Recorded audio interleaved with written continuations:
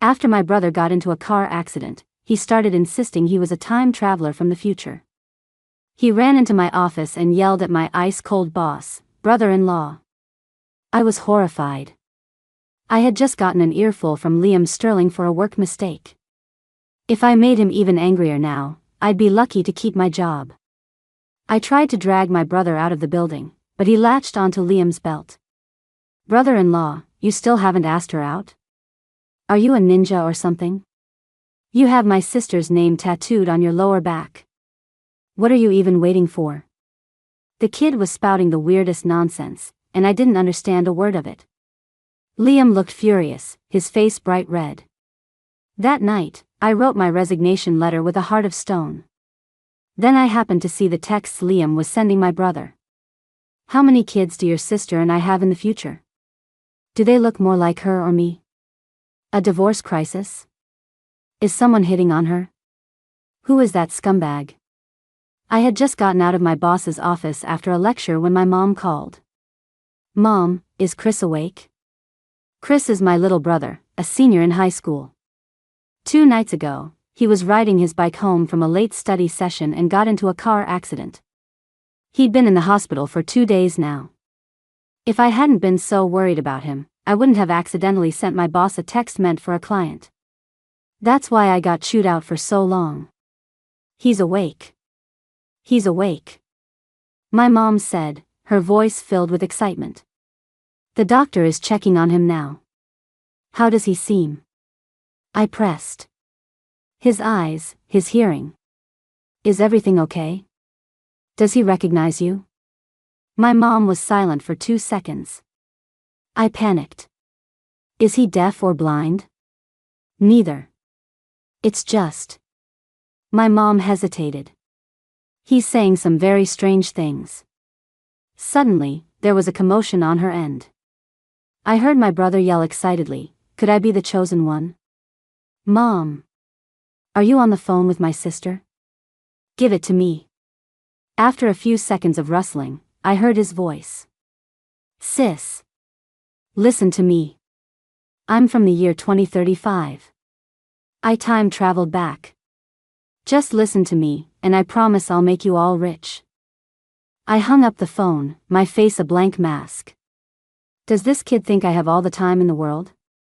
The company was having some cash flow problems lately, and the boss was not in a good mood. The entire office felt like it was walking on eggshells. When I returned to my desk, my coworkers gave me sympathetic looks. A friendly colleague whispered, Emma, you okay? I blinked. I'm fine. She gave me a thumbs up. You've got nerves of steel. After getting chewed out by Liam the Demon for that long, you can still keep a straight face. Liam the Demon. That was their nickname for our boss, Liam Sterling. The second the words left her mouth, she glanced behind me and shut up instantly. Liam was walking out of his office. He was tall, with broad shoulders and long legs. His features were flawless, and he even managed to make a boring business suit look incredibly sharp and, well, off limits. He was on the phone as he walked into the elevator.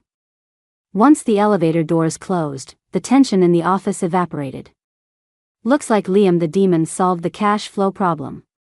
He's a real workhorse, that one. Tell me about it.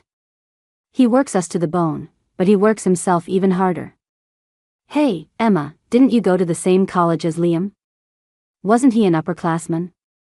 The topic suddenly shifted to me. I nodded. Was he like this back in college? I paused. Like what? My coworker thought for a moment before landing on a phrase, so cold and all business. Liam was indeed an upperclassman from my college, and he was also the president of the Student Volunteer Association I had joined. We hadn't spent much time together, and I didn't consider us acquaintances by any stretch. So, I didn't want to just start gossiping about his past. I laughed off my coworkers' questions and headed to the break room for some water. They were still chatting outside. My mind, however, started to drift. A moment ago, an answer to their question had popped into my head. Was Liam always so cold and all business in college? I didn't think so. Not just back then, but even now. I glanced around the office, a thought stirring in my mind. Our company was a startup, as new as they come. But the break room was never short on supplies. After an intern fainted from low blood sugar, a special spot was cleared out and stocked with chocolate and all kinds of candy. The women's restroom was always stocked with emergency pads and tampons.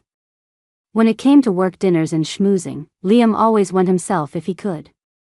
If he couldn't avoid bringing someone, he'd always ask one of the guys to go with him. These were all small things, so no one really noticed. Liam was actually trying his best to carry all the pressure on his own shoulders. Liam returned before the end of the workday. He looked relaxed. A coworker whispered, "The problem's solved. We don't have to work overtime tonight." It was better than just no overtime. A few moments later, we all got a text telling us we had a paid day off tomorrow. The office was silent for 2 seconds, then erupted. I love my boss. I love Leap Tech.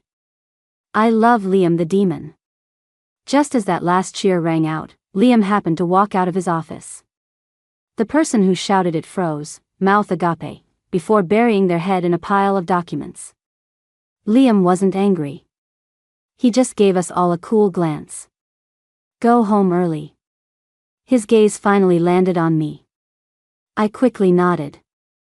Yes, sir. If the boss was leaving, what were we worker bees still doing here? I immediately started packing up my things to make a run for it. As I stood behind Liam waiting for the elevator, my mom called. Your brother's been discharged. He said he's going to pick you up from work. This kid. Pick me up? I frowned. Where is he now? He should be close to your office. She said Chris had snuck out while she was handling the discharge paperwork, leaving her only a text message. I felt my world go dark. Okay, I get it. I'll bring him home. After I hung up, the elevator arrived. I followed Liam inside. The elevator was small. We stood on opposite corners, and even though we were as far apart as possible, it still felt cramped. I stared at his back, lost in thought. Suddenly, I heard his voice. Is your boyfriend coming to pick you up? Boyfriend? I was taken aback for a second. Thinking back to my phone call, I realized he must have misunderstood. I rushed to explain, no, that was my brother.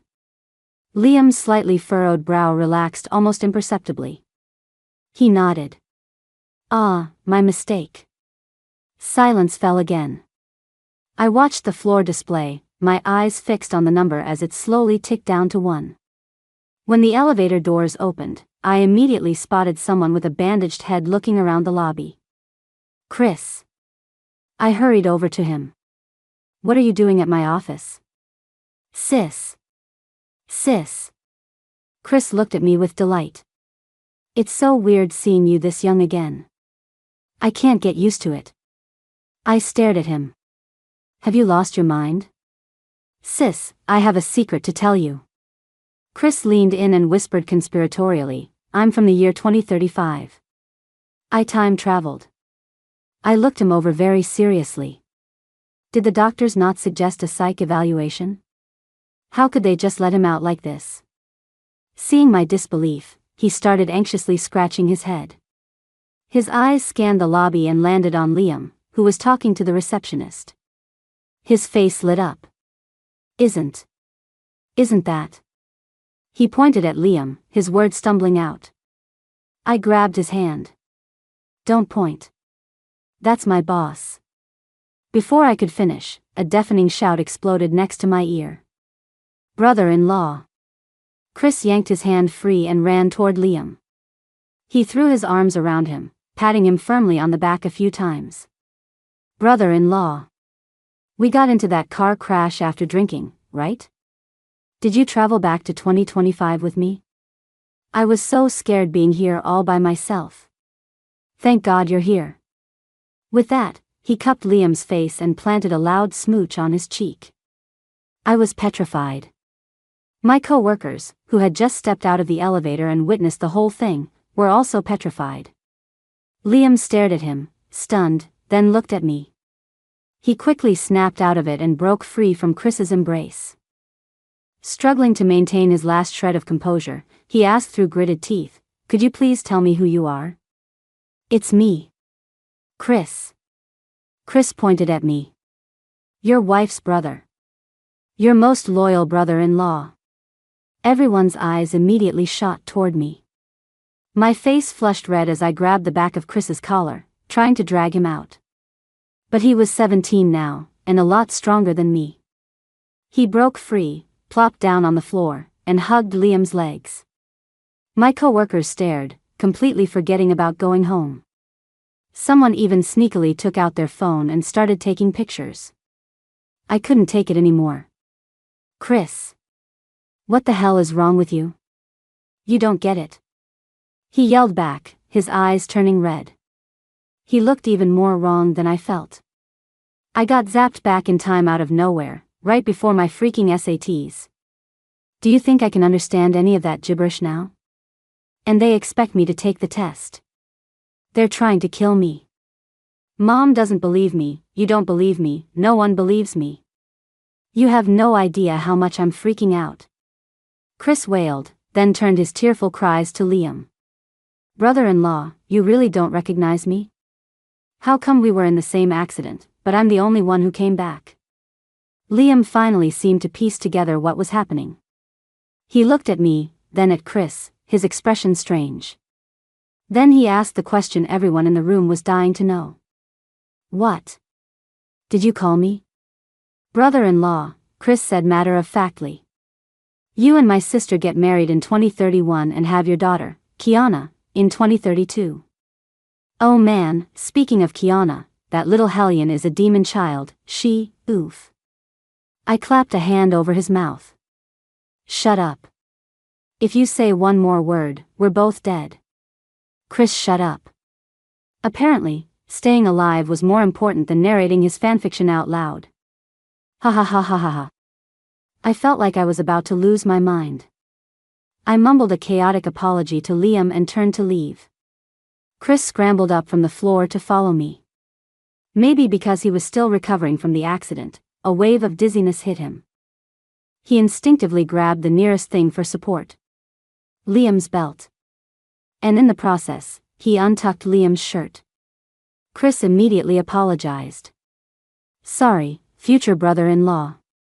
He was being polite, even trying to tuck Liam's shirt back in for him. An exasperated laugh escaped Liam as he stepped back. I stood at the door, watching this circus unfold, wanting to laugh but unable to. "Whoa." Chris suddenly stared at Liam's lower back. "You've got a tattoo back there." Through all this drama, Liam had kept his composure. But after hearing what Chris just said, his expression finally changed. He casually threw on his jacket, ignoring Chris completely. But Chris, staring at him in astonishment, dropped another bombshell. "You got my sister's name tattooed on you back in 2025? And you waited until 2030 to confess? Are you a ninja or something, man?" Boom. I felt like a lightning bolt had just struck me, leaving me scorched inside and out. Why? Why did Chris have to say so many bizarre things in my office? Why was he trying to ruin the career I had just started to build? Could he know that I fed him dog poop when we were kids? My head was buzzing. Meanwhile, Liam was looking at Chris, his eyes wide with disbelief. He subconsciously glanced at me. But he quickly looked away. Slowly, a blush spread across his face, creeping up to his ears and neck. It made his usual icy expression suddenly come alive. "It's over. The boss is clearly beyond furious. Ha ha ha, I might as well quit before he has the chance to fire me. What do I do now? Only one thing to do. Fake a faint." I rolled my eyes and collapsed onto the floor. "Sis. What's wrong? Emma. Emma. Emma." Everyone scrambled to help me into a chair. Liam's voice was tense. "I'll go get the car. You guys take care of her." "Of course." Every boss is terrified of an employee having a medical emergency at the office. The moment he left, I popped my eyes open. A coworker stared. Huh? Please tell the boss I said thank you. I grabbed Chris by the ear and bolted, sprinting like I was in a 100-meter dash. I dove into a taxi waiting by the curb. Driver, go, go, go. As the office building shrank in the rearview mirror, I let out a long sigh and slumped into the seat. Finally. I survived. Chris was dead silent the whole way home. When we got there, he scurried into his room and locked the door. My mom was confused. What's wrong with him? I said, Mom, you should probably hide all the sharp objects in the house. I'm afraid I might lose control and make myself an only child. Without another word, my mom went straight to the kitchen to hide the knives. I walked to Chris's door and knocked. Come out. You owe me an explanation. Chris's voice trembled. But you won't believe me if I explain. I'm sorry, sis, I really am. I didn't mean for any of that to happen. Just calm down first. We can talk when you're not so angry. My arm fell limply to my side. I was tired. So tired. I floated back to my room like a ghost and sat in a daze for a while. Thinking about everything that had just happened at the office, it all felt so absurd. Chris said Liam had my name tattooed on his lower back, that he liked me, that we would get married in the future. Ridiculous. Back in college, Liam was the one who set me up with my first boyfriend. How could he possibly like me? I sighed, opened my laptop, and decided to draft a resignation letter, just in case. As the screen lit up, several message notifications popped up. It was from Chris's messaging account. My mom had confiscated his phone for his final exams a couple of days ago. He must have logged in on my computer while using it for online classes. I casually clicked on it, about to log him out, when I saw the latest message. Liam, is this Chris? Brother-in-law open up, future brother-in-law. Ha ha ha, I can't believe your number hasn't changed in all these years. Good thing I memorized it. Liam, the tattoo on my back. How did you know about it? My eyes went wide. I leaned closer to the screen, reading that sentence over and over 3 times.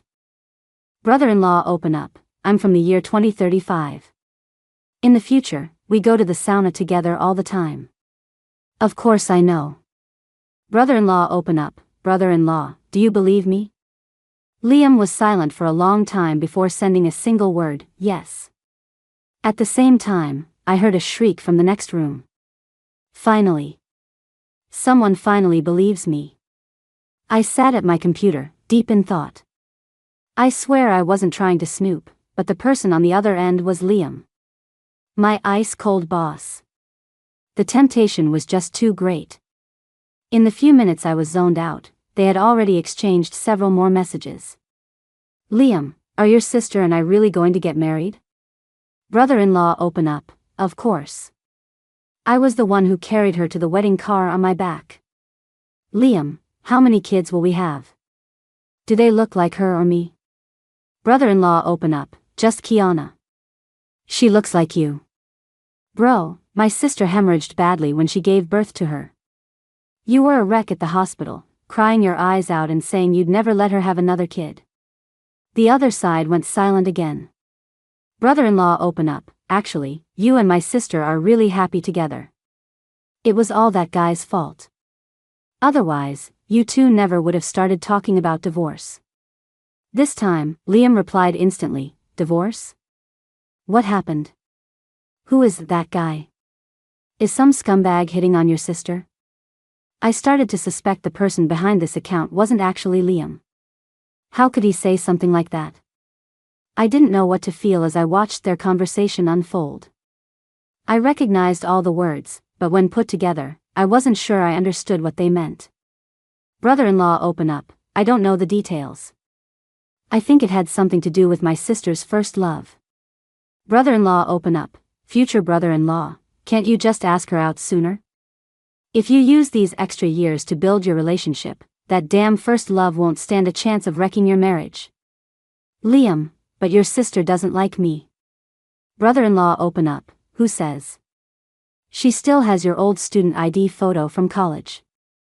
I shot up from my chair, sprinted out the door, kicked open Chris's room, and snatched the phone out of his hands. I held down on the message and deleted it. All in one smooth motion. Chris cowered on his bed. Sis. What are you doing? How did you know I have Liam's student ID photo? I demanded, grabbing his collar. Have you been going through my things? Chris blinked, then it dawned on him. You were spying on my chat with Liam? After half an hour of intense discussion, Chris and I sat in silence, facing each other. I had to admit, I was starting to believe his whole time travel story. But I still wasn't fully convinced. What are the next winning lottery numbers? Chris, you think I'd know that? What's the essay topic for this year's SATs? Chris, I forgot. Me, fine, I believe you're from the future. Me, with your brain, it's totally normal that you wouldn't remember.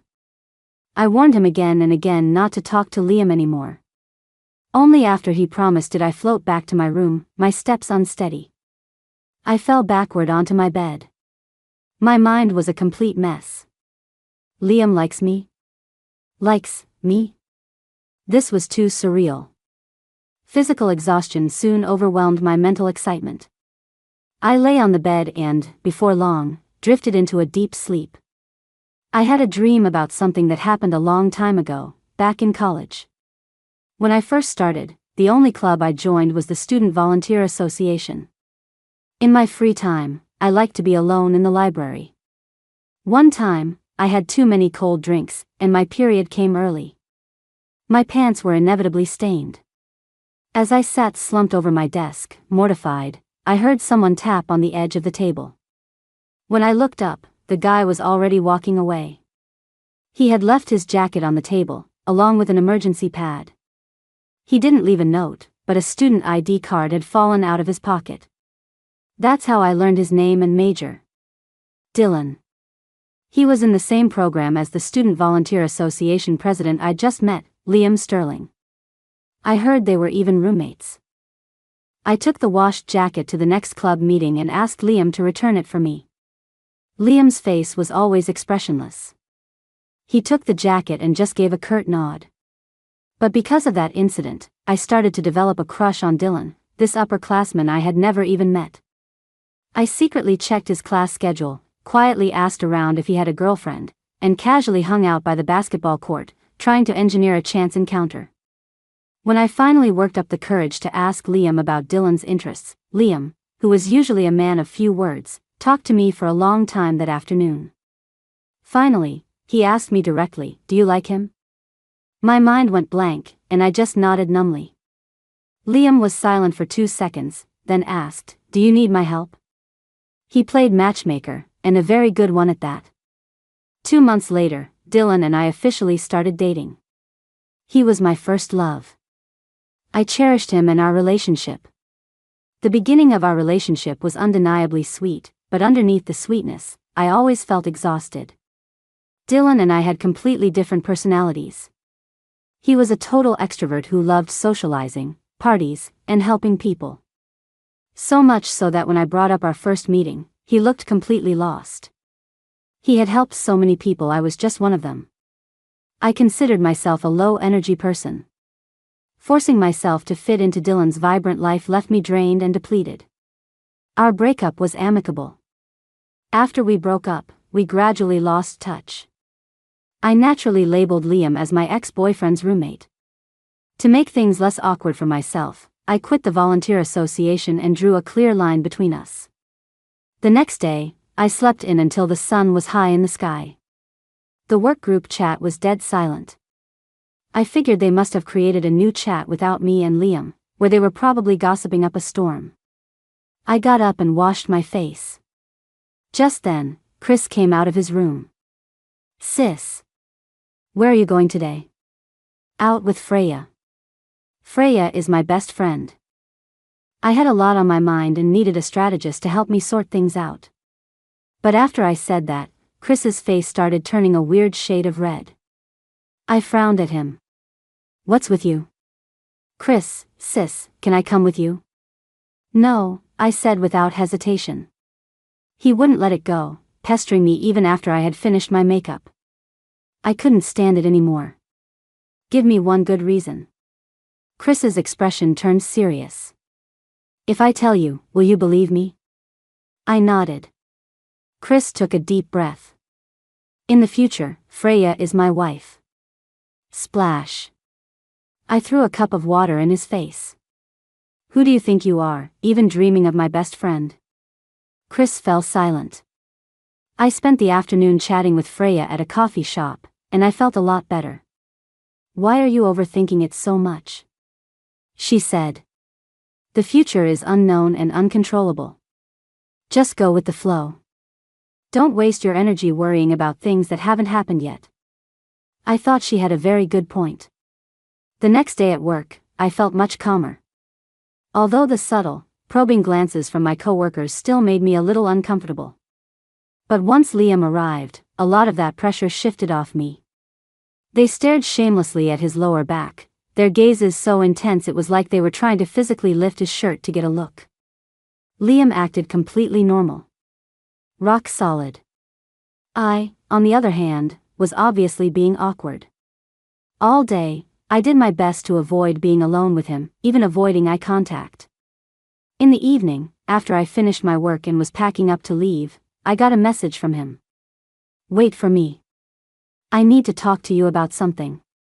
I had just stood up, but I plopped right back down in my chair. I didn't have to wait long. Liam came out, and I followed him into the elevator. It was empty. We stood side by side. I was the one to break the silence. Sir, was there something you needed to talk to me about privately? Liam glanced at me. Yes. It's personal. He pressed the button for the underground parking garage. I'll drive you home. We can talk on the way. Liam lived in the complex right next to mine, very close by. As I sat in his passenger seat, my mind was a total blank. I was terrified he had taken Chris's nonsense to heart and was about to say something rash. I was afraid our purely professional relationship would change, making things at the office incredibly awkward. Fortunately, Liam seemed much more reliable than Chris. He drove steadily, merging smoothly into traffic. I figured that even if he had something to say, it would be tactful, gentle, and leave room for retreat. You know, don't you? Liam said, his eyes on the road ahead, his voice calm and unhurried. I like you. What happened with your brother is certainly bizarre, but I believe him. Since he's brought some things out into the open, I don't see any point in hiding it anymore. Liam glanced at the rearview mirror, then quickly looked away. His grip on the steering wheel tightened, his knuckles turning white. My gaze fell on his hands, and it hit me. He wasn't as calm as he looked. He was nervous, too. I feigned composure and asked, since when? Your freshman year, Liam said, a faint smile on his lips. You all came to interview for the Student Volunteer Association. It was just a formality, but you looked so nervous. I gave every new applicant a bottle of water. Out of all those people, you were the only one who said thank you. I was a little stunned. Just because of that? Liam, incredible, isn't it? But yes, it was just because of that. Because of that, I started noticing you. My eyes started lingering on you longer and longer. The more I looked, the more I liked what I saw. I picked at my fingers, my face instantly turning beet red. How could the usually quiet and aloof Liam be so devastatingly direct? I turned away and rolled the window down a little. The cool wind helped clear my head, at least enough to think straight. Thank you, I said. Liam paused, then shook his head with a small laugh, as if remembering something. Later, I ran into you at the library. You were slumped over a table, and you looked like you had a stomachache. I brought you a few things, and a jacket I borrowed from my roommate. He paused and turned to look at me. Then, with a knowing look, he said, it seems you already knew about that. I nodded. I know. After Dylan and I broke up, he dated a few other girls. Meanwhile, I ran into him again because of coursework. By then, we could sit down and talk calmly, like friends. He always had a lot to say. We talked about the library, about our first meeting. It was then that Dylan finally put the pieces together. The jacket was mine, that's true, but I wasn't the one who helped you, he said frankly. Liam borrowed it from me. That's when I knew. My first love was born from a misunderstanding. After that, my feelings for Liam became complicated. Did I like him? I wouldn't go that far. But compared to others, my eyes always seemed to linger on him a little longer. He was quiet and rarely spoke to me. Whenever our eyes accidentally met, he would quickly look away. So, at the time, I assumed that Liam didn't like me. And so, I buried that little bit of a crush deep inside. After hearing my answer, Liam was quiet for a while. It was rush hour, and the traffic was stop and go. A few seconds later, we hit a long red light. The car sat in the middle of traffic, and an awkward silence filled the air. The moment the light turned green, Liam hit the gas and spoke at the same time. I thought you didn't know. And because of that, I let myself hope for too much. I froze, understanding what he meant. I twisted my fingers nervously. Liam glanced at me. Don't be nervous. I'm not asking for anything, and you don't need to give me an answer. I've told you how I feel, that's my business. When this car ride is over, you can forget everything I said. We can go back to how things were at the office. Back to how things were. I didn't doubt Liam could do it. After all, he'd been hiding it perfectly for years. But me? I couldn't. After I got home, I was in a daze for a long time. Chris walked past me. What's with you?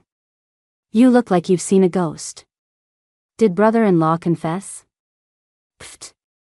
I spat out the water I had just sipped. I whipped my head around to glare at him. You been talking to him again?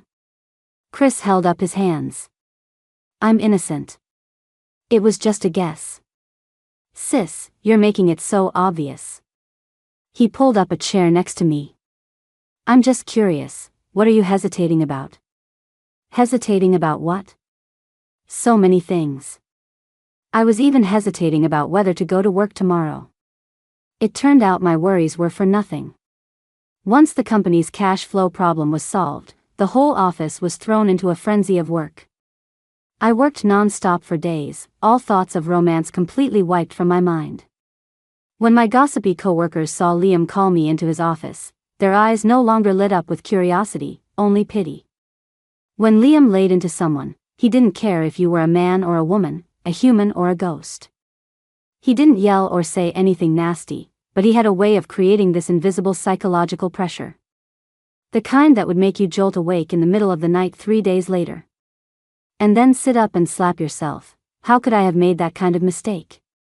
This project was on a tight deadline. After a month of frantic work, we finally made some progress and could take a breather. Liam gave us a 2-day break. After being so mentally and physically tense, the sudden relaxation made it easy to get sick. I was a victim.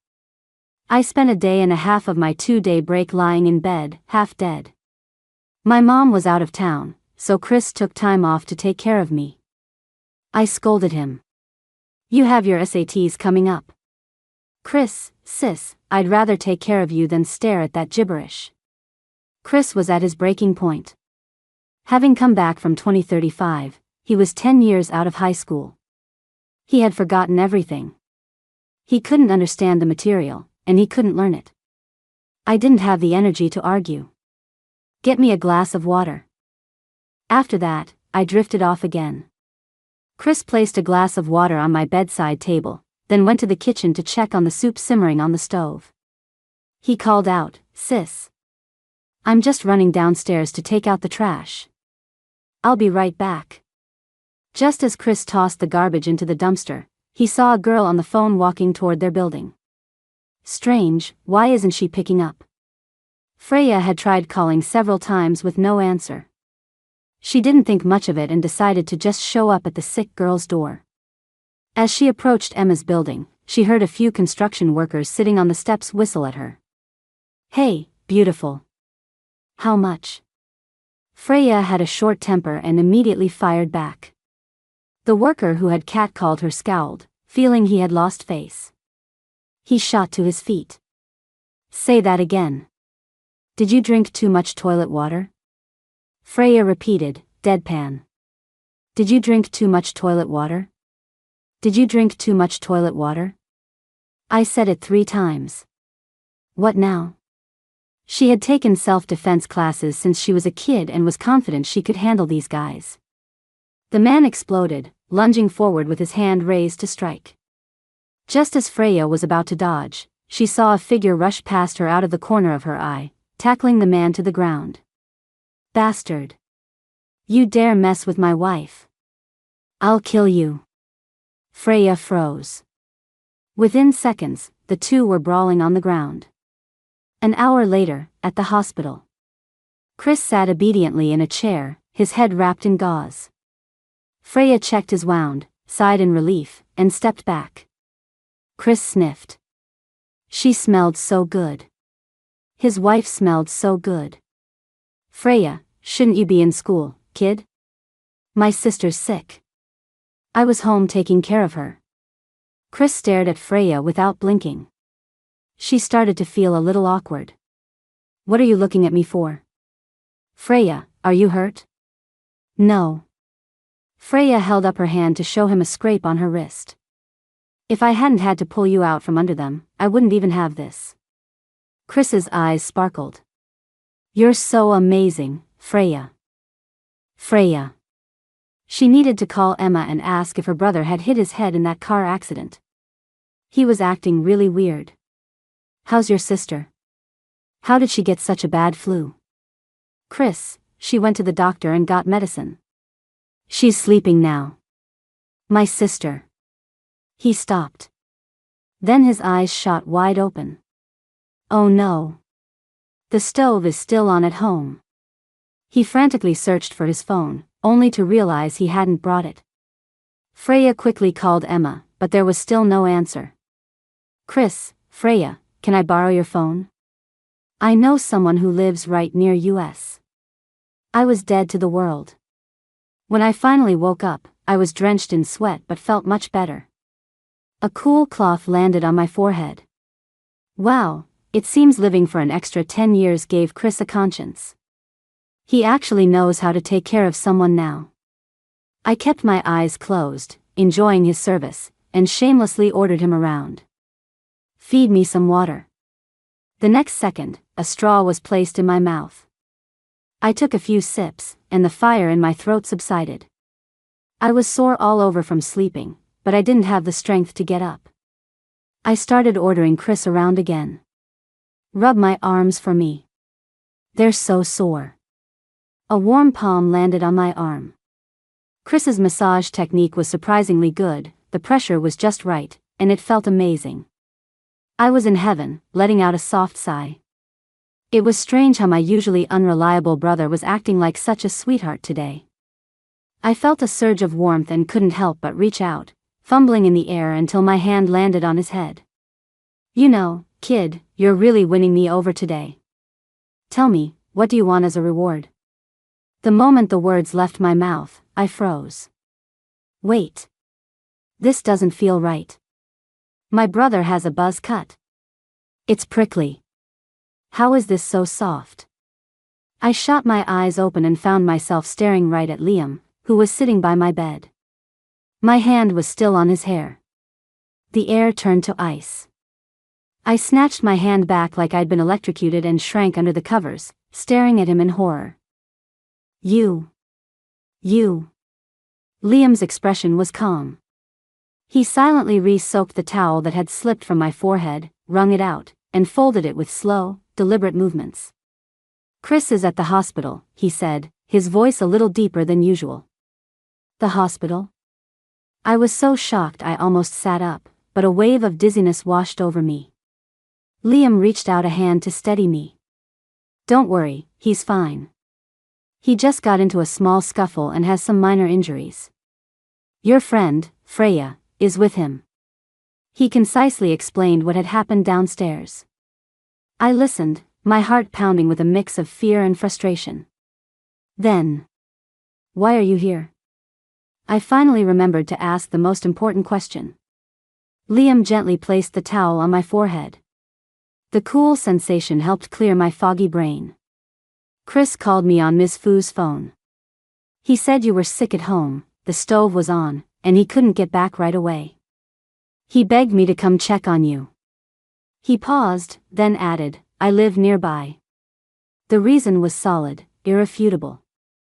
So, the person I had been ordering around all this time was Liam?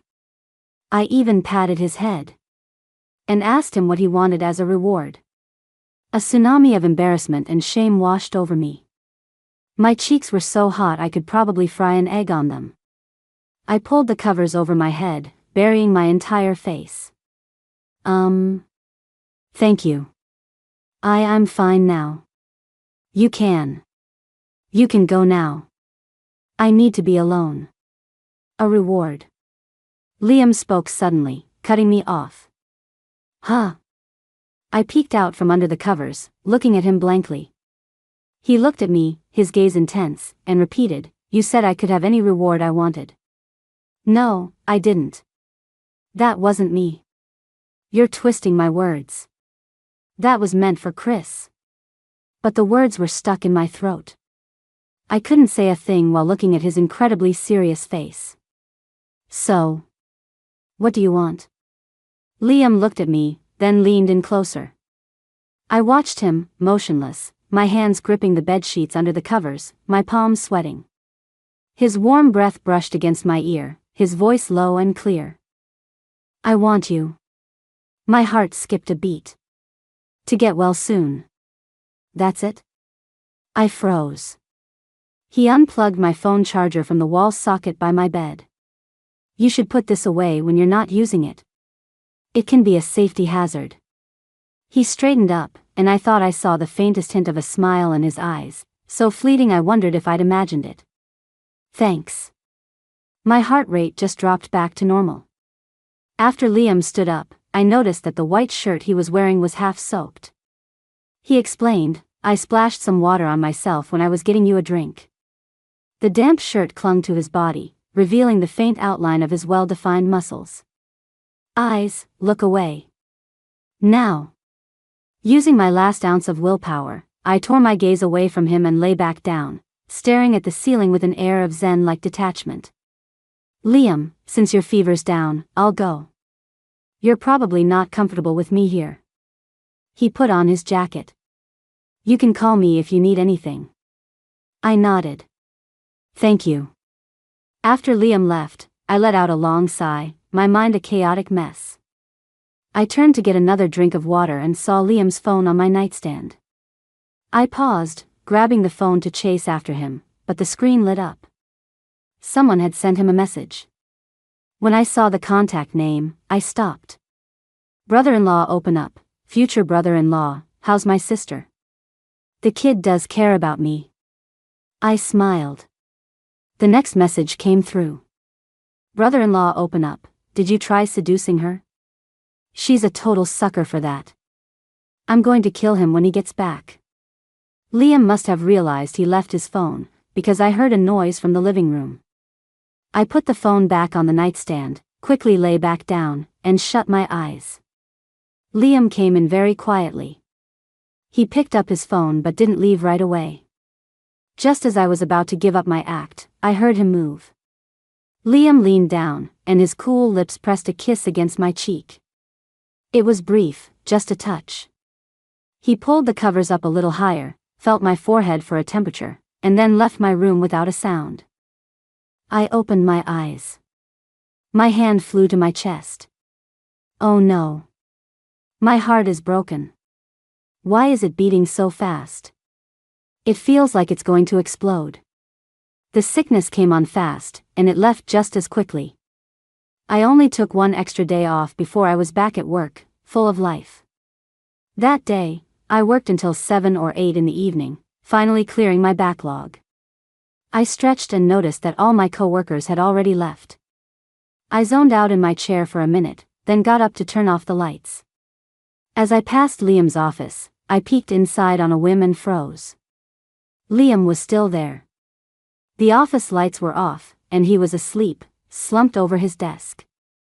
I pushed the door open, stood beside him for a moment, and decided to wake him up. I touched his hand, which was dangling off the side of the desk. The second time I touched it, Liam gently took my fingers in his. He sat up, his face still showing a hint of sleepiness. "Are you leaving?" I nodded. "Yeah. Why were you asleep in here?" Liam put on his glasses, stood up, and pulled on his jacket. "I was waiting with you. I won't interfere with your work. I know you don't need me to give you any special treatment. There's nothing else I can do, so I thought I'd wait here for you to finish." The expression on his face when he said this was no different from when he was chewing someone out. Just as calm. But also, somehow, different. "Let's go. Let's go home." I couldn't help but ask Liam a question I had been wanting to know for a long time. "If you liked me back then, why did you set me up with Dylan?" Liam was silent for a long time before he answered. "Because I felt insecure." That was an answer I had never expected. I looked at him, surprised. In my eyes, Liam had always been brilliant, capable, and dazzling. That someone like him could feel insecure was unbelievable. Liam said, "I'm not good with words. My personality is cold. I'm not like Dylan. He knows what to say and how to charm girls. So, when I realized you liked Dylan, I had this feeling, that it was right, that it was normal. I thought that if you knew I was the one who gave you the jacket in the library, you might thank me, and that would be the end of it. I would just be a helpful upperclassman to you, nothing more. Your feelings for Dylan were about more than just a jacket in a moment of need." I stared out the window at the city lights. "You thought I wouldn't like you, so you pretended to be magnanimous and set me up with him." "Yes, that's what I thought at the time. But I regretted it almost immediately." Liam's lips tightened. "Because watching you and Dylan together, I was going crazy with jealousy." I stared back at him, stunned. After a long moment, I said, "There's something you might not know." "Liam, what?" "Me, I'm very observant." "Liam, if you had told me from the start that you were the one who gave me the jacket, I think I would have noticed you. I would have spent more energy watching you. I would have liked you. You're no less than Dylan." Liam's grip on the steering wheel tightened. He was silent for a moment, then yanked the wheel, pulling the car over to the side of the road. "Liam, are you?" "Sorry, I can't really drive right now." He took off his glasses and slumped over the steering wheel, his forehead resting on the back of his hands. He took a few seconds to compose himself, then suddenly laughed. "My heart is beating a little fast." I sat beside him, looking down at my own hands, not daring to move. Saying those words had taken all the courage I had. "Emma." Liam suddenly said my name. "Do you want to see it?" "See what?" Liam leaned back in his seat and smiled at me. "My tattoo." "You were curious, weren't you?" This was my first time at Liam's place. It wasn't like the sterile, spotless homes of CEOs in TV shows. The warm color palette made it feel cozy, and it was very neat and tidy. "Make yourself comfortable." Liam went to the kitchen and got me a glass of water. I held the glass nervously, my fingers turning white from how tightly I was gripping it. The warm water did nothing to soothe my dry throat or my racing heart. Liam stood in front of me, his gaze calm and steady. Then, his long fingers moved to the buttons of his shirt and slowly began to unfasten them. 1, 2. My eyes followed his movements, watching as his delicate collarbones were revealed, then his smooth chest. The warm light cast shadows on his body, outlining his firm but not over-the-top muscles. My face instantly felt like it was on fire. I pretended to be calm and took a sip of water. My legs were shaking uncontrollably. Aren't you going to look? He turned around, his back to me. I looked up, and my breath caught. On the left side of his lean lower back, nestled within a design of 2 crescent moons, were my initials, CC. The tattoo wasn't loud or flashy. It rested quietly on his firm skin, like a secret carved into his very being. And in that moment, that secret was laid bare for me. I stared, mesmerized, and subconsciously reached out my hand. Just as my fingertips were about to touch his skin, his hand covered mine, stopping me. "Emma," he said, turning his head slightly. His voice was husky. "I brought you here. I agreed to let you see. But I never said you could touch." I was too embarrassed to look at him. I tried to pull my hand back, but Liam held it firm. Keeping his grip, he turned to face me. The space between us suddenly felt tight. He leaned in slowly, bracing his arms on the back of the sofa on either side of me, trapping me in the small space between him and the cushions. His unique, crisp scent enveloped me. I had nowhere to go. "Now," he said, his deep eyes locking onto mine, swirling with emotion, "it's your turn to answer my question. Why did you keep my student ID photo?" My heart skipped a beat. Of course. He had seen that deleted message from Chris. Under his intense, pressing gaze, there was no escape. Resigned, I lowered my eyes, staring at his collarbone, my voice as soft as a mosquito's buzz. "Because I liked you." I looked up, meeting his eyes. "After Dylan and I broke up, he told me the truth about the library misunderstanding. I started to pay more attention to you. I had feelings for you. But I wasn't going to tell you." I added with a self-deprecating smile, "I was afraid you'd think I was flighty, that I had just gotten out of one relationship and was already falling for someone else. So I chickened out," I said softly. "Later, in the association office, I found your student ID photo. And on a whim, I kept it." After confessing all this, I didn't dare to look him in the eye again and lowered my head. The living room fell silent, the only sound our intertwined, slightly ragged breaths. Suddenly, he reached out, his warm fingertips gently tilting my chin up, forcing me to meet his gaze again. Those eyes, usually so calm and composed, now looked like a deep sea with a fire burning beneath, churning with complex emotions. The next second, he lowered his head, and his lips met mine.